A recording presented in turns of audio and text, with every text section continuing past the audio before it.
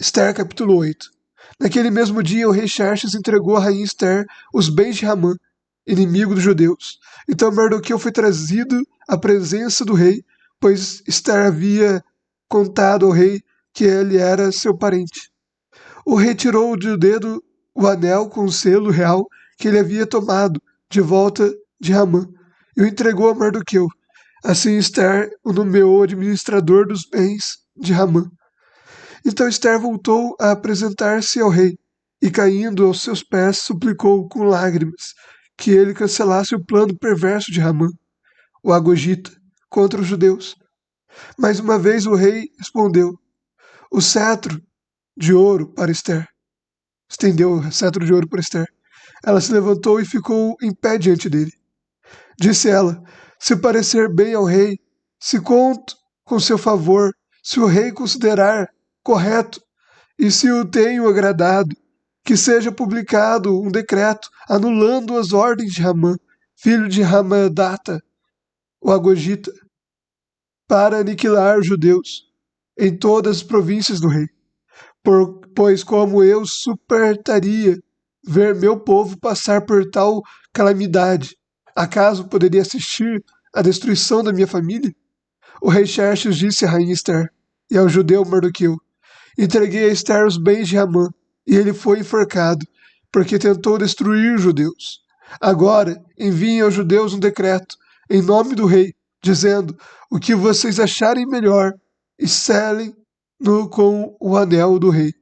Lembre-se, porém, de que o que já foi escrito em nome do rei e selado com o meu anel não pode ser revogado. Assim, no dia 25 de junho, os secretários do rei foram convocados e um decreto foi redigido exatamente da forma como Mardoqueu ditou.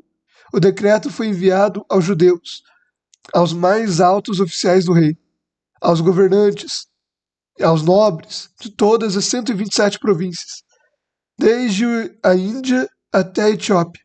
As ordens foram redigidas na escrita e na língua de cada povo do império, incluindo as dos judeus. Mardoqueu escreveu o decreto em nome do rei Xerxes e o selou com o anel do rei. Enviou as cartas por mensageiros montados em cavalos velozes, criados nas estrebarias do rei.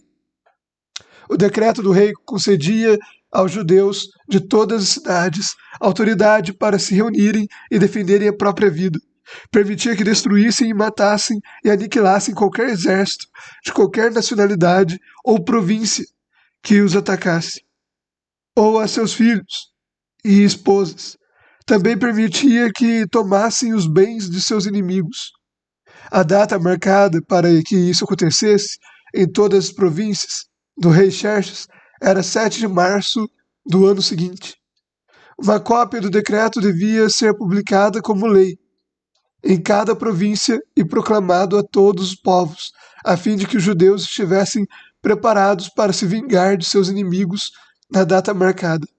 Por ordem do rei, os mensageiros saíram a toda pressa, montados em cavalos velozes, criados nos estrebarias do rei. O decreto também foi proclamado na fortaleza de Susa.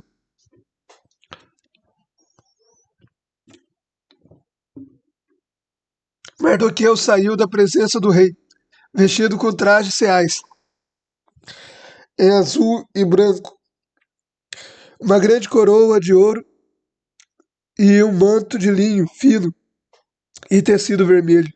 E o povo de Susã comemorou alegremente o novo decreto. Os judeus se encheram de felicidade e alegria e foram honrados em toda a parte. Em cada província e cidade, em cada lugar aonde o decreto do rei chegava, os judeus se alegravam muito e comemoravam com grandes banquetes, festas e feriados.